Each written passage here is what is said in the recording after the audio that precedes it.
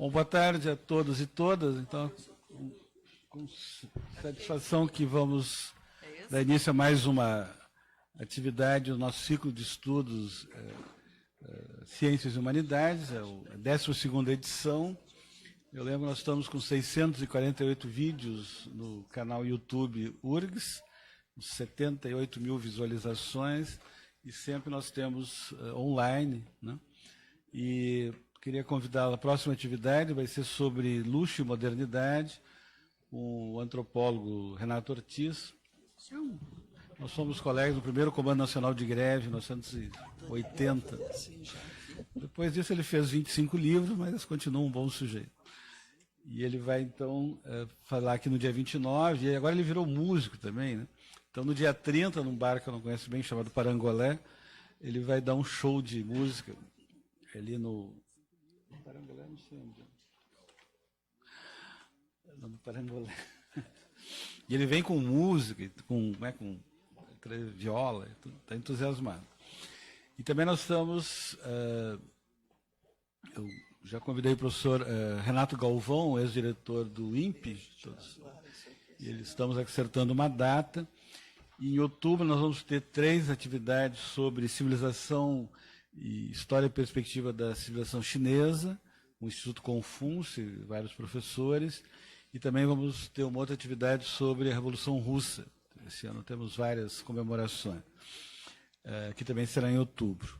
Então, e teremos uma exposição de fotografia da professora Maria Luísa Porto, uma exposição de fotografia do professor Rualdo, o Atlas Ambiental, e esse grupo, que é um grupo de Rio Grande, que está aí, que vocês podem visitar, também vão fazer uma nova série, será novembro ou dezembro. Então, essa nós estamos seguindo nossas atividades. Eu queria apresentar os nossos apresentadores. Então, em primeiro lugar, a professora Maria Luísa Porto, que é graduada em História Natural e mestre em Botânica por essa universidade, com doutorado em Ecologia Vegetal na Universidade Ulm, da Alemanha, com pós-doutorado na Universidade Técnica de Munique. É professora pesquisadora, professora titular dessa universidade, e tem trabalhado na área de Ecologia da Paisagem, Zoneamento Ambiental, Restauração de Áreas Degradadas, e nas horas vagas fez um MBA em Perícia, Auditoria e Gestão Ambiental. Muito obrigado pela sua presença. A professora Tânia Renata Prochinó, que é graduada em licenciatura em Química pela PUC, também bacharelado, com mestrado em Ecologia por essa universidade, também doutorado por essa universidade, em Ecologia. É professora da Universidade Luterana, trabalha na área de licenciatura em Química e Engenharia Ambiental, e tem trabalhado, então, sobre metais pesados, educação ambiental e ensino de ciências. Muito obrigado por ter aceito. E o professor Rualdo Menegar, recém-chegado da Bolívia, é professor do Departamento de Paleontologia do Instituto de Geociências, mestre e doutor em Geociências, doutor honoris causa pela Universidade do Peru, o PAB. Ele tem trabalhado como assessor do Fórum Nacional dos Cursos de Geologia, da International Commission of History of Geological Science e da Associação Brasileira da International Society for Geoethics. Tem trabalhado tem uma vasta produção. Também foi coordenador do Atlas Ambiental de Porto Alegre, que estará à disposição, está online, né? Está online, e que também faremos uma exposição aqui. Tem uma infindável produção científica e várias homenagens no Peru e na Bolívia. Muito obrigado pela sua presença. Estamos início com a professora Maria Luísa. É um prazer estar presente novamente aqui na universidade. Agora, como aposentado, eu apareço pouco e estou mais feliz ainda por estar ladeada por pessoas bastante importantes, que são esses doutorandos da ecologia. Eu escolhi alguns aspectos relativos a essa nossa grande discussão, ao tema principal, né, que intitulei como Riscos e Princípios da Precaução. Então, dentro desses aspectos, depois eu vou focalizar 2 que mais me tocam pela minha área do conhecimento, né? Mas, em primeiro lugar, vamos fazer uma introduçãozinha a respeito do empreendimento em si e como a gente visualiza essa questão, e principalmente visando a oportunidade que agora nós temos em participar, dia 20, da nossa audiência pública, né? Que foi uma conquista e que foi bastante difícil isso, mas com todo direito temos que participar e levar a nossa opinião como uma medida de precaução, porque nós, população, é que somos atingidos por isso tudo, né? Então, nós vamos esclarecer alguns pontos, vamos esclarecer pontos que não estão totalmente claros, no meu entender, no EIA-RIMA, e pontos que até foram positivos, né? Mas tudo isso para questões de precaução, porque nós vamos ver que, desde o lugar escolhido, é de grande complexidade, como todo empreendimento em si, né? Então, nós temos que estar muito cautelosos em relação a isso. Sou eu mesmo que passo aqui, né? Não, fica melhor assim, Tânia, tudo bem. Mas é que eu costumo, às vezes, falar longe disso aqui, mas eu vou me comportar hoje, né? Então, a proposta, só para recordar, eu tive a oportunidade de fazer uma leitura dinâmica mesmo, dos 6 volumes do EIA-RIMA, que cada um constitui quase 600 páginas, claro. Mas eu tive que me entrosar nesse assunto e, com isso, eu me sinto um pouquinho mais segura também para falar para vocês de pontos que eu achei interessante levantar aqui nessa nossa reunião. Então, essa proposta da Mina Guaíba, né, que tem como os empreendedores a Copelb, né, que prevê, no primeiro momento, a extração e o beneficiamento do carvão, está localizado numa área que, para mim, é bastante crítica, que é a área do Delta do Jacuí, né, vizinha à área que é a nossa reserva, e na APA, pegando parte da APA do Delta do Jacuí também.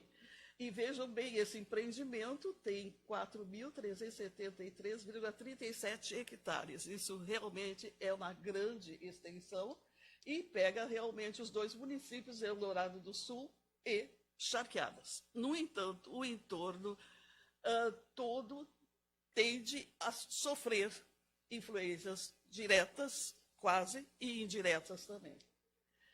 O prazo de implantação é de 36 meses daquele trabalho todo de escavação e a vida útil de 22 anos. Né? Então, isso está previsto uma extração de 166 milhões de toneladas de carvão mineral. É muita coisa, gente. Eu me expresso. Para mim, isso já é um mega empreendimento, né? Que traz riscos aos bens naturais. Isso em termos gerais. Claro que o EIA, RIMA, o licenciamento todo existe para controlar isso. À medida do possível, está controlado. Mas existem itens não detalhados. E eu vou, pelo menos, pegar 2 linhas ali que, para mim, precisam de detalhamentos e esclarecimentos. Agora, existem muitas coisas muito bem elaboradas e dentro de técnicas bem aplicadas e até atualizadas, bastante atualizadas, segundo alguns aspectos, né? Então, mas existem os senões. Então, a pessoa que tem um conhecimento um pouco mais aprofundado enxerga um pouquinho mais. E por isso que, como medida de precaução, nós temos que falar um pouquinho mais sobre isso, né? Então, nós temos essas questões dos riscos aos bens naturais diretamente e, consequentemente, à saúde e à qualidade da vida das populações humanas. E nós somos responsáveis, né? E nós somos o veículo que pode informar mais também sobre isso e que vai receber também mais toda a consequência, né?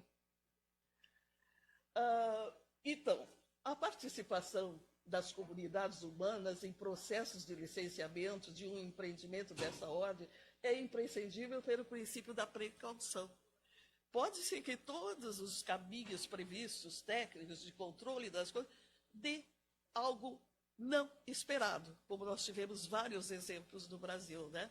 Então, por precaução de riscos, então, muitas coisas devem ser melhoradas e monitoradas. Então, eu vejo que, em alguns aspectos, o monitoramento, por exemplo, do que vai ocorrer, não está citado se vai ser feito ou não. E isso me preocupou bastante. Depois vou falar em termos de detalhes. Então, esse princípio da precaução até vem do direito ambiental e que foi já definido na Rio 92 como a garantia contra riscos potenciais que, de acordo com o estado atual do conhecimento, não podem ainda ser identificados. Mas pode ocorrer. Nós não sabemos, que é um dos pontos que me preocupou, o que vai acontecer com a biota do delta, do parque, do entorno e da APA, depois de drenarem 4.000 e quase 500 hectares e soltarem a água de novo no banhado, onde estão os bichinhos que têm os seus ritmos. Então, essa e as plantas, né? Esta é uma das preocupações que eu vou falar um pouquinho. Dois pontos, como eu adiantei um pouquinho, né, dentro dessa minha área do conhecimento, ou da minha área do conhecimento, são de fundamentais importância para evitar os possíveis riscos potenciais. E aqui eu estou muito bem acompanhada para ainda complementarem isso e verem sobre outros aspectos também essas questões dos riscos potenciais, né? Então, eu vou procurar, de uma forma rápida, porque nós temos em cerca de 20 minutos para falar, a questão da drenagem da área total do empreendimento de exploração, beneficiamento do carvão, e um outro enfoque que eu tive na minha vida científica, sempre publiquei, orientei, os metais pesados, os efluentes ácidos, dos rejeitos e em outros possíveis compartimentos. Porque eu sempre tive muita experiência após o meu doutorado em relação a usar plantas como bioindicadores da presença de metais, traços metais pesados, tanto na água, quanto no solo, quanto no ar. E a minha ex-doutoranda aqui também tem especialidade tanto no solo quanto no ar, que foram mestrado e doutorado nessa área, então ela irá detalhar muitas coisas. E uma outra coisa que me dá direito de falar sobre metais pesados em áreas de mineração é que eu trabalhei diretamente na mina Copelme de exploração de carvão a céu aberto que tem ali no Arroio dos Ratos, e, aliás, Butiá, e essa mina Copelme nós fizemos tanto experimentos, pesquisas, que surgiram 2 teses de mestrado nessa área, em relação ao ambiente terrestre e em relação aos corpos d'água que se formavam na área de exploração. Então, eu tenho realmente bastante segurança em falar um pouquinho disso, porque o banco de carvão que vai ser explorado praticamente pertence ao mesmo tipo, né, de componentes, porque o carvão, acompanhando ele, sempre tem os seus rejeitos, a sua matriz de pirita, né, e parece que é da mesma camada, né, porque também vai ser exploração a céu aberto. E desse carvão, nós temos, ou desses rejeitos também, nós temos análise toda do que pode ocorrer em relação a metais pesados. Bom, começando então pelo meu primeiro item, a área do delta do Jacuí e seu entorno. Aqui também uma outra experiência minha é muito na área de comunidades vegetais. E casualmente também fizemos um trabalho bastante profundo, orientando uma tese de doutorado sobre a questão das comunidades e a dependência dessas comunidades vegetais que fazem parte das áreas úmidas, ou wetlands, né, que é de uma complexidade, mas de uma importância impressionante para a regulagem da questão dos rios, né, e de toda a dinâmica hídrica. Nós temos, então, um conhecimento detalhado das necessidades, né, para manutenção dessas comunidades dentro da sua harmonia, dentro de um sistema harmônico. Então, isso me preocupou em demasia, a ponto de que eu digo, eu vou falar um pouquinho sobre isso e as consequências de fazer um distúrbio tão grande nessa área, a ponto de que 4.500 hectares é a proposta deles. É a área de exploração do carvão, que será, claro, vão botar um tipo de um dique ao redor, mas eles vão drenar toda a área, tirar toda essa água para iniciar a exploração e lançar essa água no banhado. Gente, esse banhado, ele segue o ritmo, as chuvas influem sobre ele, as cheias, as vazantes, então todos os regimes hídricos e as plantas e os animais, eles vivem em função disso. Eles têm a sua sazonalidade e o ritmo segundo cheias e vazantes, que isso são adaptações que anos ocorrem isso regularmente e eles se adaptam. Então, eles nidificam num determinado lugar, eles pegam e se alimentam de determinadas plantas em determinadas épocas. E se eu trouxer um volume de água que vai secar um terreno, vai me alterar essa subida, descida da água.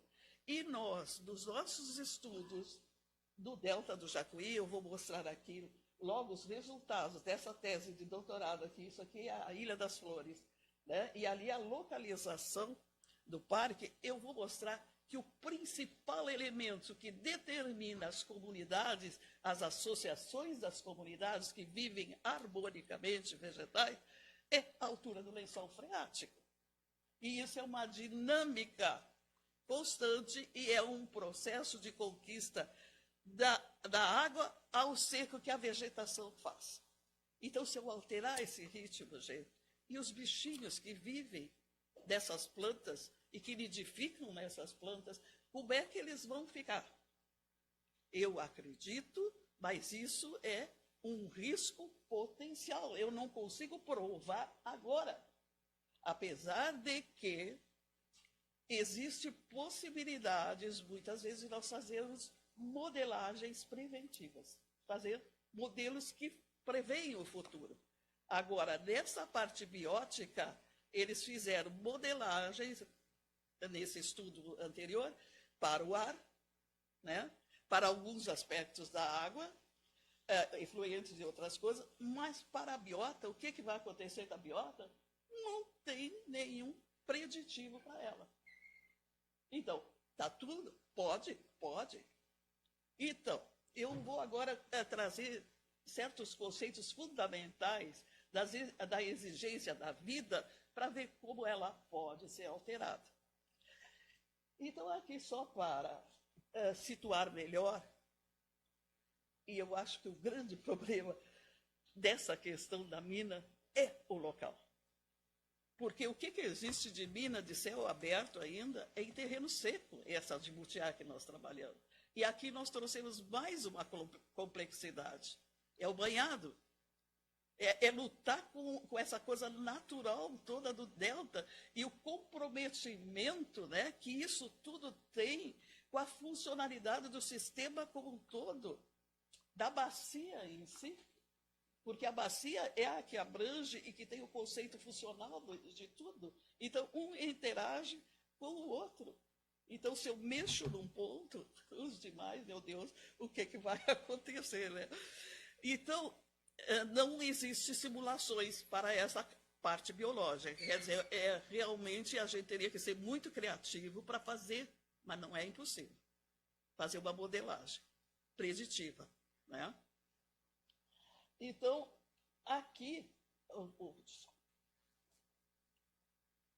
o empreendimento, aqui nós temos as ilhas do Delta e o entorno. Está pequeno. Infelizmente, eu não tinha material em casa, porque eu estou com meus materiais que eram do meu laboratório aqui. eu levei para a praia por falta de lugar. Então, peguei o que eu tinha em casa. Então, eu tive que escanear um momentinho. E ficou um pouquinho pequenininho. Mas vamos tentar entender. Aqui.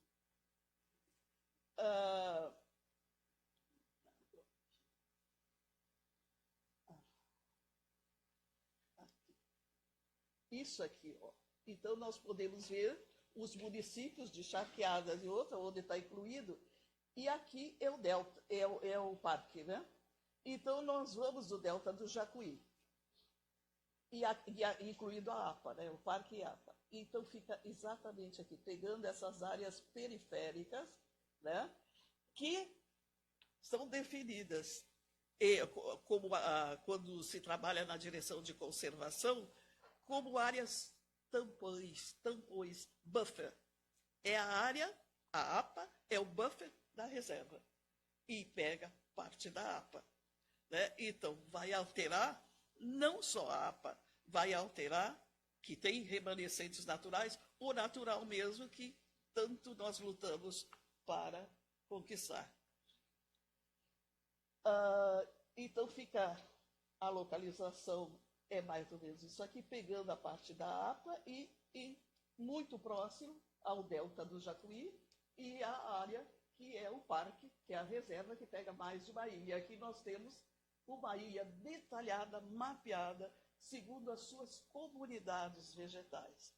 E nós já fizemos esse trabalho em duas épocas do ano, a época da vazante e a época da cheia, justamente para concluir mais sobre a dependência, né, desse tipo de configuração desse ecossistema da lâmina de água ou do lençol freático. E aqui nós fomos além, porque nós usamos também uma explicação estatístico-matemática e pegamos aqui em cada ponto amostral que a gente fez para a vegetação, nós pegávamos também altura de lençol freático e mais outras variáveis, pH, tal, uma série de variáveis.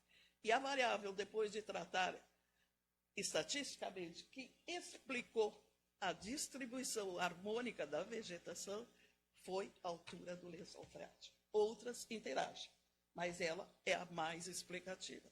Portanto, drenar um terreno desses e botar água onde já tem água, eu acho que o distúrbio previsto é grande. Claro que nós temos uma área grande de reserva, a área do APA é uma grande garantia, mas o volume também é grande e pode trazer estragos. Extinções totais, claro, isso é difícil, mas leva caminhos para grandes distúrbios e vai depender muito da resiliência de cada organismo para sobreviver a essa dinâmica perturbadora. Uns podem desaparecer, outros não. E isso não vai só em direção à biota nativa. Pessoas que cultivam na região, que plantam arroz, vai pegar. Isso também depende, tem um ritmo para essas questões. O que vai acontecer? Então, até a questão econômica, né, que está dando lucro, aquela plantação de arroz orgânica, etc., vai sofrer também com isso. Não vai ser só a nossa área que queremos conservar. E o conservar não é só para o bonito, gente. É para regular todas as outras questões que estão no entorno e além. E estamos vendo todos os dias as consequências de pensar que conservar é brincadeira. Então, aqui eu coloquei algumas questõezinhas, né, só para reflexão, que as comunidades vegetais das áreas úmidas do delta se mostram dependentes principalmente da altura do lençol freático, o que vem caracterizar um dinâmico harmonioso processo sucessional de conquista da vegetação aquática em direção ao ambiente terrestre. Isso é uma hidrocele, é um modelo de hidrocele perfeita. E foi provado, né, através de estudos numéricos, inclusive, que isso ocorre e que depende de N características e principalmente dessa que foi medida, que ali tem até os dados. Nesse dinâmico complexo de vegetação, a fauna encontra suas condições e recursos para realizar o seu ciclo de vida. Se o bichinho botou o ninho num lugarzinho ali, ou lá sei eu, o ratinho tem ali o seu refúgio, daí a pouco vem a água, tudo desaparece, ele vai desaparecer, ele vai ficar realmente estressado, vai subir, né? Pode subir ou pode diminuir a população porque morreu todos os seus filhotes. Então, o distúrbio é enorme.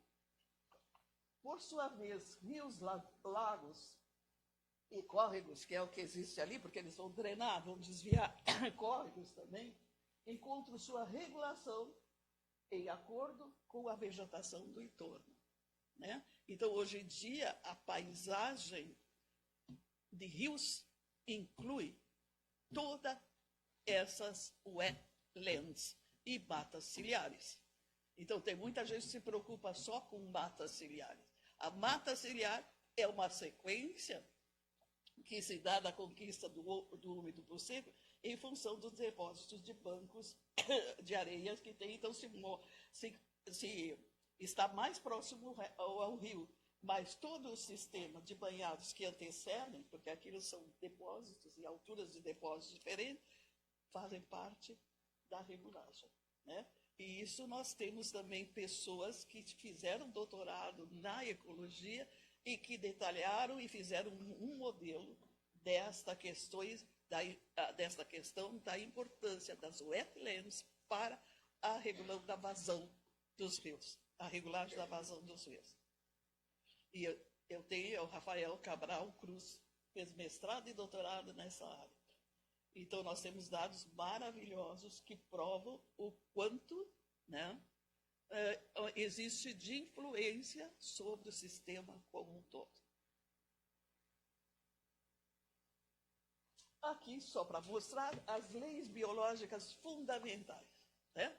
Então, aqui um exemplo muito simplesinho. A lei da tolerância, eu chamo forte.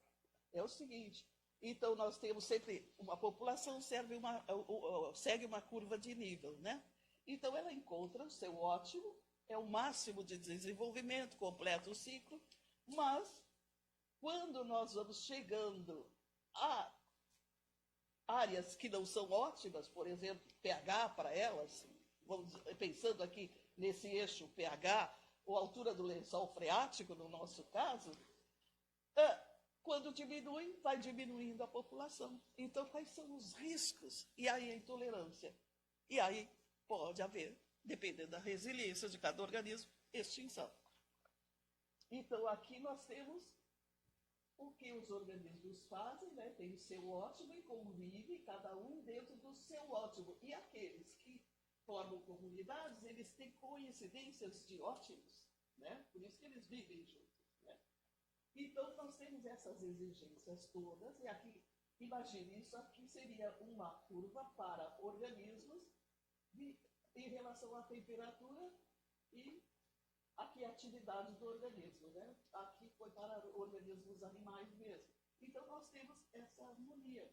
No momento que este ótimo não existe mais, e aqui tem o fator limitante, o risco é realmente desaparecer. Então, outra lei biológica que rege tudo isso está aqui. Que a lei do mínimo ou de Leibniz. Então, aqui está muito, muito claro, num desenho, que a gente pode claramente ver o quanto é limitante quando me falta o fator principal. Por exemplo, aqui, ó, um dos nutrientes para o solo seria, a falta desse seria limitante para realmente nós não podermos cultivar nada em cima. E aqui nós temos só um exemplo que eu trouxe, traz um pouquinho de conhecimentos a mais, é da curva, né, de tolerância, de tipo de organismo, outro tipo, e quando os organismos vivem conjuntamente, muitas vezes, então nós temos esta configuração. Então isso aqui se chama ótimo ecológico e esse aqui um ótimo fisiológico. Então cada indivíduo tem o seu ótimo e em conjunto existe um ótimo ecológico. E se eu alterar esses fatores ambientais que são limitantes ou essenciais, né? Ou pela falta chama-se limitante, ou são essenciais para que ocorram as populações vegetais e animais, então o distúrbio, eu acho que está explicado o quanto será este distúrbio. Por isso, por medidas de precaução, por não podermos provarmos no momento que isso está acontecendo, aliás, vai acontecer, mais do que nunca nós temos que alertar. Né? Tentar fazer alguma modelagem preventiva em cima disso. Aqui mais algumas coisas que está a letrinha pequena, eu vou até ler. Cada organismo, cada população, cada comunidade está adaptada a condições dentro dos seus limites de tolerância, a N fatores ambientais. Cada organismo pode ter um fator limitante, que por ausência desse levam à extinção. Ótimos fisiológicos e ótimos ecológicos mantêm organismos, populações e comunidades funcionais saudáveis. Gente, só essa parte aí eu ficaria feliz, mas tem os metais pesados aí, ficaria feliz de poder participar e esclarecer, né? Não é que eu não queira, eu sei, eu vejo o lado todo econômico, a importância. E como eu falei numa palestra também há 2 semanas atrás aqui, a ecologia hoje em dia ela tem que se preocupar com o biossistema, com o geossistema e o socioeconômico cultural. Senão nós não podemos manejar o sistema, um vai atrapalhar o outro dentro do contexto. Então eu entendo também a necessidade de produção, a necessidade de ter empregos, tal, mas vamos nos precaver, vamos nos posicionar e minimizar à medida do possível o risco que estaria presente.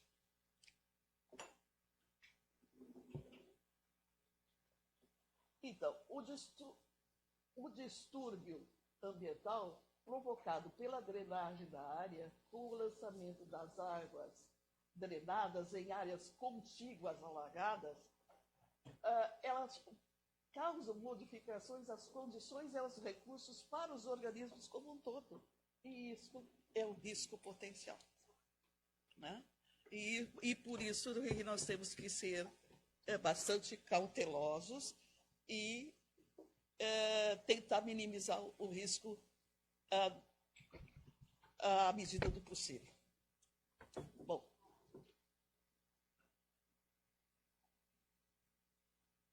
então vamos a outra coisa que me preocupa bastante. Metais pesados. Como eu disse, eu tenho experiência, né, de estudos em áreas de mineração, a céu aberto, inclusive, mas em ambiente seco. Uma mina até no Rio Grande do Sul e também trabalhei em várias minerações em Santa Catarina, orientei o pessoal também de Santa Catarina. E um dos grandes problemas da exploração de carvão aqui no Rio Grande do Sul é a própria qualidade do nosso carvão, né? Porque ele é um carvão, como dizem, sujo, né? E ele tem muitos rejeitos, né? E um dos rejeitos, ele está incluído numa camada de pirita, né? É a pirita. E essa pirita é um óxido de ferro.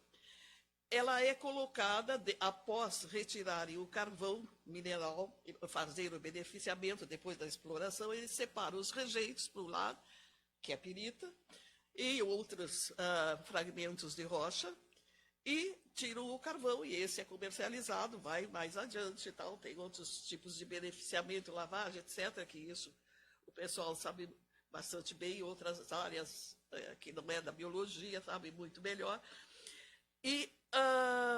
Mas acontece que esses rejeitos, normalmente, quando é uma exploração a céu aberto, são colocados a céu aberto do lado de fora da mina, enquanto é lavado o carvão e assim vai, formando aquelas pilhas horrorosas de uma rocha escura. Que muitas vezes a gente vê essa rocha saindo fumacinha até da rocha, né? E aí, isso é a pirita, porque a pirita, em presença do ar, né, oxida, e da umidade, libera com isso o que é o enxofre, o sulfato, que é a grande fonte de acidez, que se transforma até em ácido sulfúrico, nas lagoinhas lá da mina, e com essa grande fonte de acidez, que é a água lixiviada, nesse caso das minas a céu aberto, é a água que lixivia, vem, chove, e vai e leva isso para áreas mais baixas, que formam pequenas lagoinhas. Então, chega a um pH, essas pequenas lagoinhas na mineração, de 2,4, que nós medimos lá. E ácido sulfúrico, praticamente. Então, biota praticamente não existe. Ele teve uma planta resistente, porque aí dentro desse processo existe também a chamada resistência. E uma plantinha que nós conseguimos verificar os metais pesados absorvidos por ela, que era um tipo de junco, né? Mas não é junco, é uma ciperácea, que acumulava metais pesados na raiz, nas folhas, e nós vamos ver também nos sedimentos da lagoa e na água da lagoa, impressionante, os metais pesados que eram lixiviados dessas pilhas de pirita, que vinham com a água, né? E como a acidez, né, faz com que os metais pesados sejam liberados, que está junto dessa matriz também, porque eles são elementos traços em pouquíssimas quantidades, mas perigosíssimos em pouquíssimas quantidades para a pessoa humana, né? Então, eles são liberados pelo meio ácido. Se eles estão no meio básico, eles ficam quietinhos. E no meio ácido, eles tornam-se disponíveis para os organismos. E aí que as plantas e os animais absorvem. E que nós, tomando água, vamos absorver também, ou em qualquer outro tipo de contato, ou alimento plantado em áreas com essa contaminação. Então, pessoal, isso aí é o grande problema. Em relação à proposta da Mina Guaíba, eu até fiquei feliz, porque eles seguiram muito o que as duas teses de doutorado e nossas pesquisas fizeram e alertaram para a área, mas que era uma área seca, e que eles tinham um processo de colocação dos rejeitos que era bastante rústico, artesanal. Então, nós verificamos que o grande problema nessas áreas da Copelb mesmo, secas, quando chovia e oxidava a perita, a água ia para as áreas baixas, formava as lagoinhas com ácido sulfúrico, e na parte terrestre, também pelo processo de cobertura todo, também filtrava um pouquinho, não era o suficiente, chegava nas plantas que o gado ia pastar até. Então, chegava nas plantinhas após o processo de recapeamento, quer dizer. Então, nós, naquele tempo, com os nossos trabalhos, aconselhamos duas coisas fundamentais para evitar isso: nivelamento dos terrenos adequado, recapeamento adequado e nivelamento dos terrenos. Então, nessa proposta, como eu digo, fiquei contente. Eles pensam em uma metodologia que nivela todos os rejeitos, então eles estão pensando, explora, faz aqueles degraus e deixa pilhas que são realmente montanhas que eles vão constituir de rejeitos secos dentro de um sistema que eles vão botar argila, que eles têm como impermeabilizante, o rejeito, argila, rejeito, mas eles estão pensando, que eu falei muito com a Tânia sobre isso, em colocar nessas pilhas que eles acham que não vai liberar nada depois, a partir daí, ou não vai causar oxidação como causava daquelas outras pilhas de rejeitos, que colocando cinzas iria neutralizar, né? Porque são básicas. Mas os nossos estudos em outro lugar, outra tese de doutorado também feita com cinzas da CGTE, de São Jerônimo, depois da queima do carvão, essas cinzas finas, revelam que as cinzas não são tão inertes assim e são ricas também em metais pesados, e entre eles, um dos mais perigosos, que é o cromo 6. Isso a tese da minha última doutoranda mostra essa questão. Então, eles melhoraram no processo de nivelamento, melhoraram no processo de organização daquilo, porque eles preveem, inclusive, um dique ao redor dessas pilhas, após, eu não sei se eu vou repetir, o carvão é tirado lá do banco, eles separam a pirita, separam o carvão, lavam o carvão, e a pirita eles vão acumulando, mas agora em camadas, como se fosse uma torta, né? E botando cinzas no meio, e ao redor eles vão fazer um anteparo, também um que eles chamam de dique, né? E depois eles vão tratar ainda efluentes, e vão fazer lagoas coletoras de efluentes e ainda tratamento desses efluentes, mas usando as cinzas. E isso me trouxe uma dúvida. Será que esse tratamento, né, é o suficiente? Será que essas pilhas realmente vão neutralizar a situação que é a disponibilidade dos metais pesados? Isso me ficou uma dúvida. E eu digo, é uma dúvida que eu vi no EIA-RIBA. Não existe a elaboração de um protótipo em laboratório, aonde tu pode, então, controlar a saída. Não é? Eu acho que dá para fazer isso, né? Sim.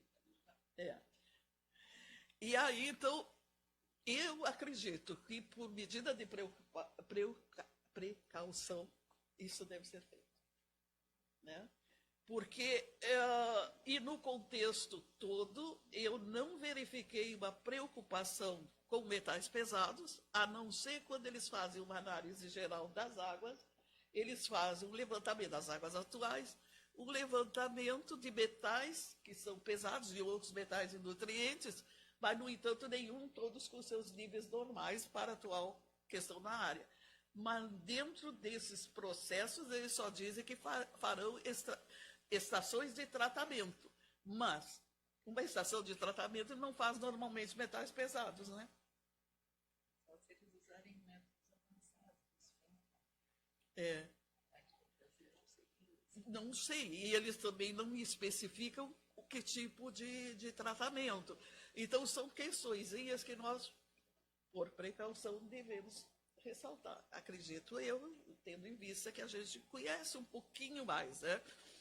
Bom, aqui eu trouxe até uns exemplos dessas duas dissertações de mestrados que foram feitas na área da COPELB, e mais uns dados que, infelizmente, eu tinha o material em casa, eu tive que escanear o que eu tinha em casa, e não ficaram muito bons, mas, à medida do possível, eu vou esclarecer.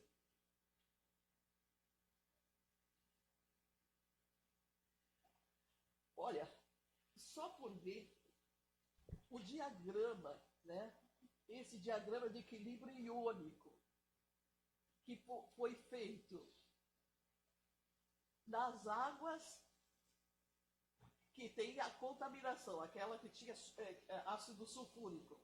Tá? Olha, isso são os íons normais na água. E aqui é a área da lagoinha que recebia a lixiviação, e isso aqui é uma água, um reservatório normal, que fica contínuo embuteado. Nós fizemos paralelo, o contaminado e o não contaminado. Então, Tânia, o que é esse íon aqui? Sulfato. Né? Então, isso aqui se chama desequilíbrio iônico. Olha aqui, isso aqui é normal. Mais ou menos para todos. E aqui, olha aqui. Então, isso já mostra que é um resultante da lixiviação as lagoas artificiais que se formam nessas regiões baixas, né, da exploração do carvão. E aqui, olha, nós temos um perfil das comunidades vegetais do entorno da lagoa, essa lagoa aqui que tem esse diagrama, e aqui, vejam bem, na lâmina d'água é essa coitada só aqui dessa população de um Heliócaris, que é um tipo de um junco, né, é o nome popular, que resiste e nos indicou que tem metais e como. E aí, melhor ainda, para vocês dois dessa tu química e ele geólogo, sedimentos. Sedimento é o compartimento mais perigoso, porque se acumula no sedimento. E ali, com acidez, a disponibilidade é uma maravilha. E é o sedimento fino. E essa área, o que é? Toda sedimentar, sedimento fino, né? Lago.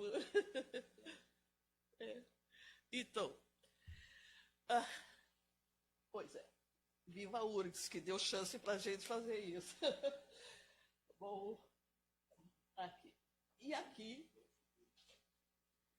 eu tenho valores de metais pesados aqui, até saiu cortadinho aqui perto.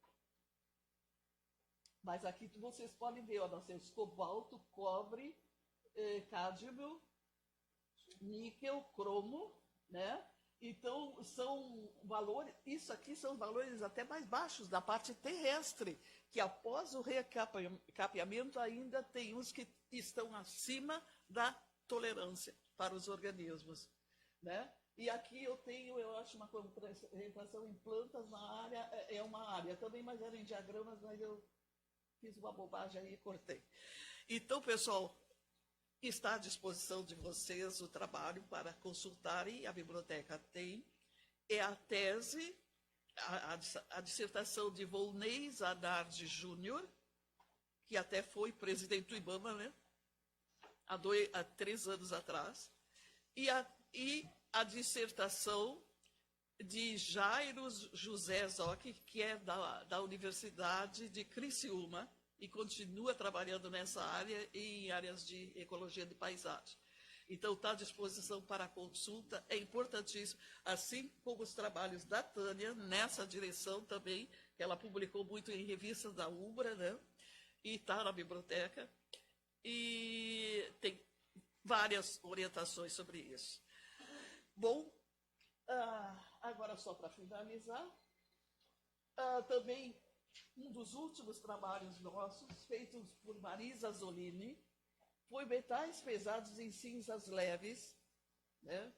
Ela usou cinzas leves para fazer vários experimentos para o seu doutorado, que concluiu brilhantemente. E nós usamos também para um experimento que eu trago, algum resultado que é mais marcante aqui para a nossa discussão, foram os de São Jerônimo, da termoelétrica. Então, as cinzas finas, porque tem uma diferença entre a fina e a grossa, cinzas finas diretamente tiradas da chaminé foram usados em experimentos. Então, nós fizemos experimentos, até com colaboração do professor Bauro, da agronomia, em que se colocava camadas para cultivar uma determinada planta, um bioindicador que nós queríamos usar, ou no caso, remediador, que nós queríamos usar como remediador, camadas de cinza, com camadas de solo, intercalávamos vários experimentos, e ela fez esses experimentos aqui em casas de vegetação, na agronomia e aqui conosco.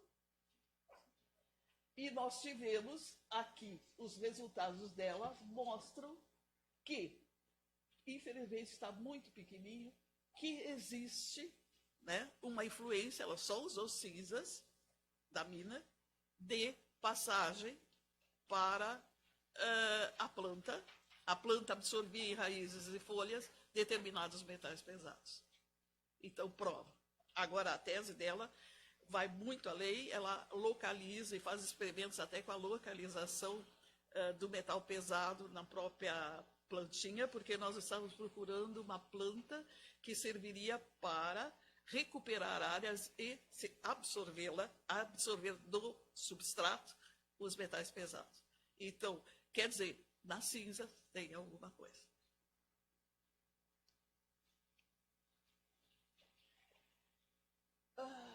Processos de controle e monitoramento dos efluentes da mineração devem ser adequadamente e periodicamente realizados, evitando risco potencial de contaminação das águas do solo e da cadeia trófica toda. Então, isso aí eu acho que pode-se modelar, pode-se fazer os protótipos todos em laboratório para minimizar a situação. E aqui, uma paisagem construída pelos processos de extração de carvão, que pode ser o futuro da área para melhor ou pior. Agora, está previsto, né, restauração, que eles têm agora até está bonito a parte da mina Copelme, essa que eu trabalhei, desculpa, não é a restauração, é a recuperação, que é cobrir, né? E nivelar. Então, parece que lá, isso aqui ainda é um processo de exploração, né? Mas não é Copelme, isso aqui é uma figura que eu peguei só para ilustrar, é de uma mina na Europa.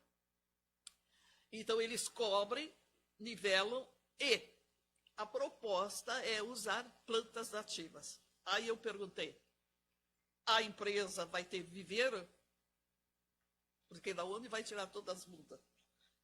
Não tem nada. Eu perguntei, não, eu me perguntei e não vi no EIA. Né? Então, não vi. Pode ser que a minha leitura dinâmica, quem leu pode, ou quem está, pode me dizer, mas não tem, mas isso é fundamental dentro de uma proposta dessas. Né? E aí, claro, eles seguem mais ou menos os conselhos que também nós, com o tempo, andamos publicando, de começar por gramíneas e depois árvores, etc, etc. Em termos gerais, é aquela proposta que eles fizeram agora para a Copelme, depois de toda aquela avaliação preliminar que nós fizemos, e que está bem, que dizem que eles têm até gado em cima e que está tudo bem recapeado. Mas aqui é a proposta, né? Mas é uma coisa que, paisagisticamente, parece que fica bem. Agora tem que monitorar, né? Para ver se realmente... E o que vai se fazer da área para o futuro também não está previsto. Porque eu visitei áreas recuperadas de mineração na Europa, que principalmente na parte oriental, era um desastre. E eles conseguiram, né, fazer parques de lazer, e inclusive utilizar águas, porque também era e sanar a água a ponto de formarem piscinas naturais para a recreação. Então, há possibilidade de recuperações como parque, e que tenha mais sustentabilidade dentro da situação. Mas aqui eles trouxeram praticamente um modelo que foi testado em parte em área seca. E é o que eu vi por alto de proposta, né? De qualquer maneira, eu não vejo uma preocupação maior com monitoramentos. Porque eu também viajei muito pelo Brasil lá fora. E a primeira coisa que botavam em cima da mineração de cobre ou outros tipos de cobre era capim, gordura e outro capim. E largavam o gado em cima para comer. Então, isso foi sempre minha preocupação, porque aquela plantinha, dependendo do recapeamento, tem metais pesados. Mas era o que eles se preocupavam, em cobrir e deixar bonito. Né? Mas esse cobrir e deixar bonito tem maneiras, tem métodos, tem técnicas para deixar cada vez mais bonito, né? Ou mais funcional, né? E mais adequado. E no caso, eles têm um modelo, em parte, interessante, mas não especificamente para uma área como essa. Gente, agora é com vocês.